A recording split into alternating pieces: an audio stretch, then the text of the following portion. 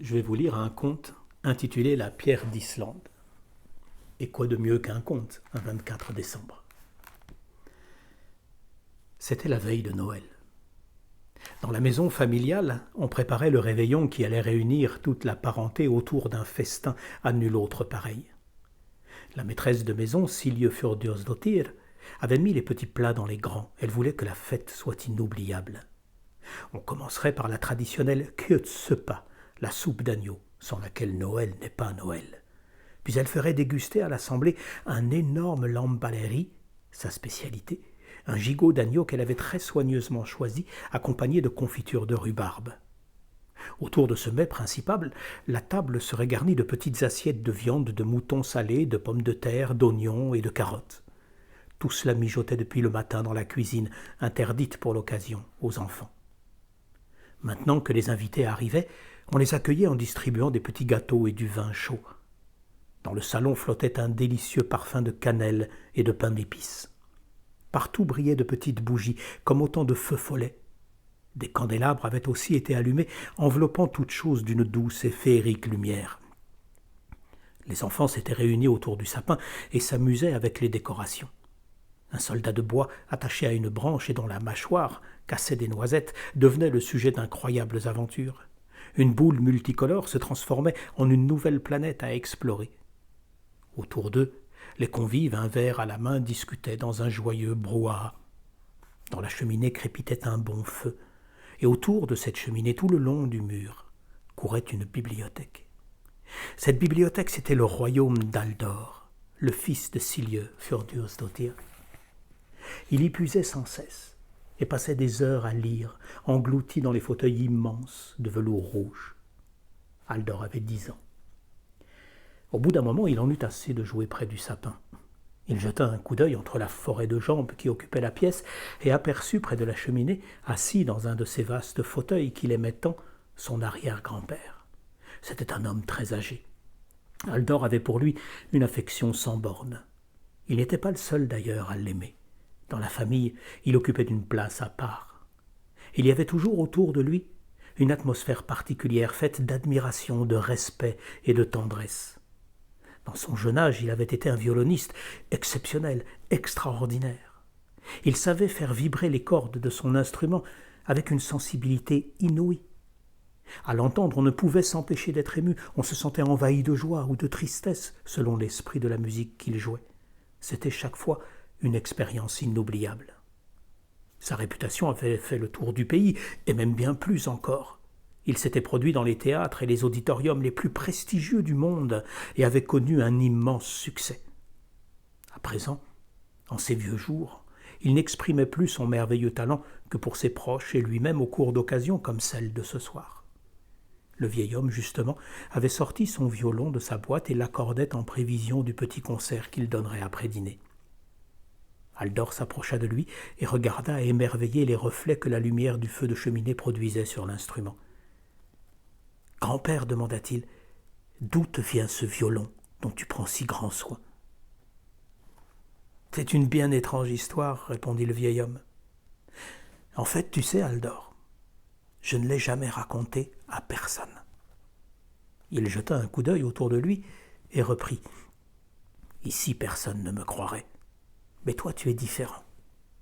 Et je crois que tu peux entendre. » Il se tut encore un instant, puis entama son récit. Tout a commencé une nuit de Noël.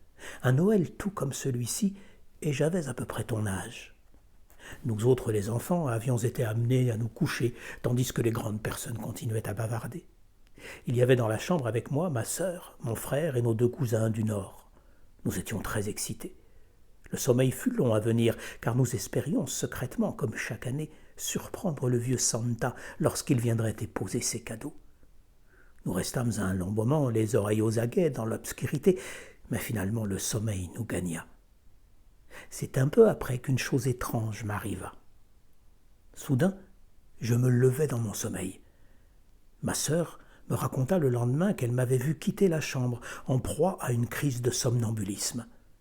Je descendis les escaliers et bientôt me retrouvai dans le jardin. Je me dirigeai vers la grosse pierre qui est devant chez nous. Cette pierre a l'air d'être là depuis toujours, et c'est peut-être le cas. Elle existait déjà quand notre maison fut construite, et c'était il y a quelques générations. Regarde par la fenêtre, c'est ce gros caillou là, couvert de neige.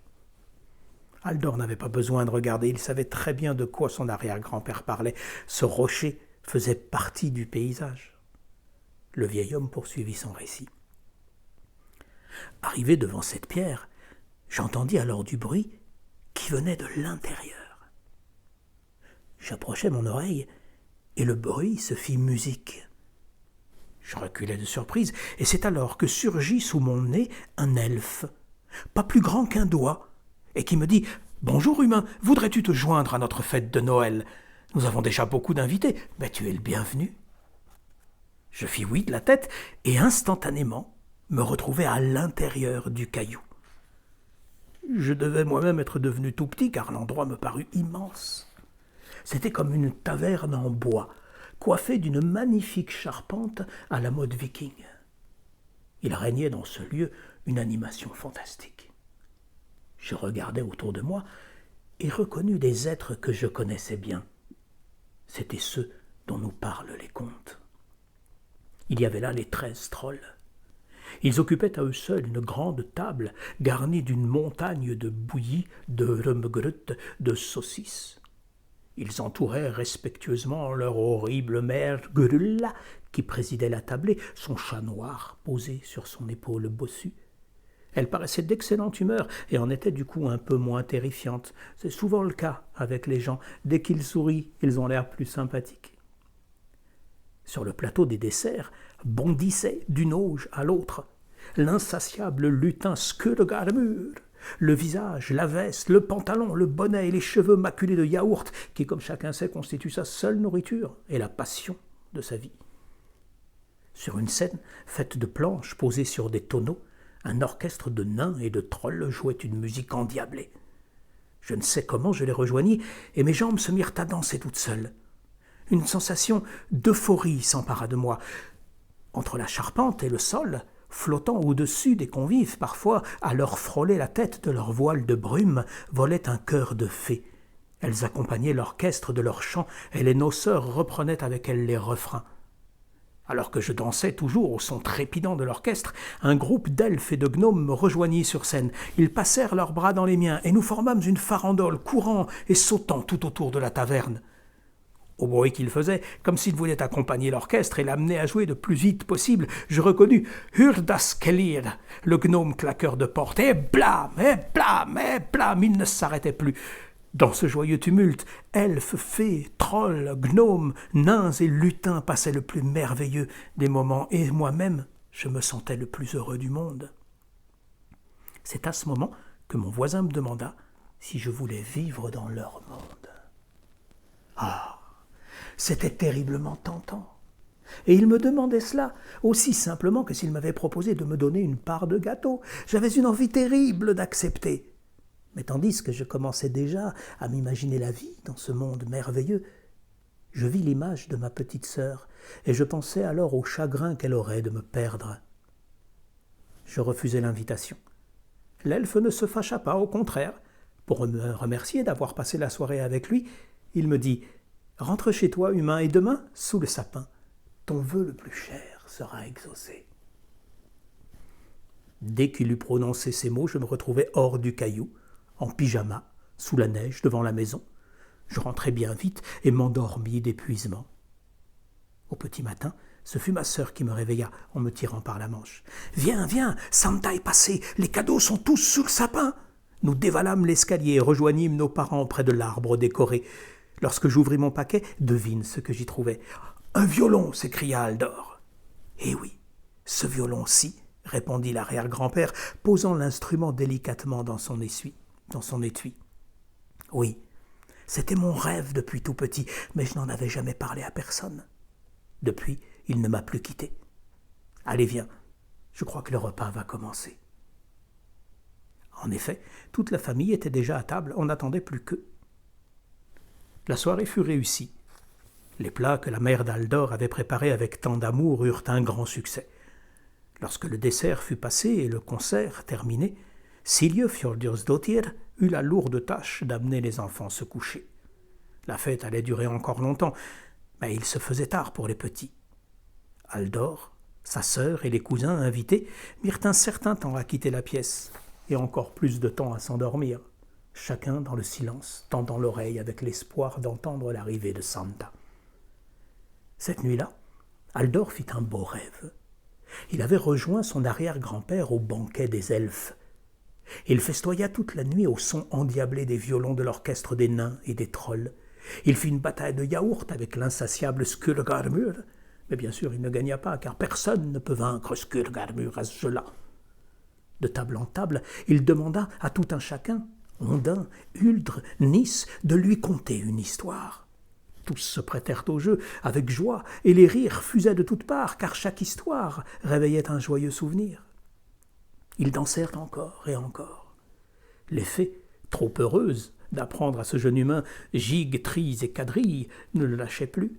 « Reste avec nous, disait-elle sans cesse, viens vivre dans notre monde. »« Je ne peux pas, répondait Aldor inlassablement, ma petite sœur serait trop triste. » Ce à quoi les fées répliquaient par une nouvelle danse. Finalement, Aldor se réveilla d'épuisement. Lorsqu'il ouvrit les yeux, la pendule au-dessus de la porte de sa chambre marquait 7 heures. Il sortit d'un bond de son lit, réveilla sa sœur, ses cousins, et tous déboulèrent en trombe dans le salon où les parents les attendaient. Il y avait au pied du sapin une montagne de cadeaux, mais bizarrement, Aldor sut immédiatement lequel était le sien. Sa mère lui tendit le paquet en lui souhaitant « Joyeux Noël ». Sous l'emballage de papier étoilé, Aldor découvrit un magnifique écritoire en bois de rose, et lorsqu'il ouvrit cet écritoire, il y trouva une plume d'oie à la pointe d'argent, ainsi qu'un encrier sur le bouchon duquel étaient gravées ses initiales. « Tu pourras nous écrire de jolis contes à présent, lui disait sa mère. C'était la chose qu'il désirait le plus au monde, mais il n'avait jamais osé en parler à personne. Joyeux Noël.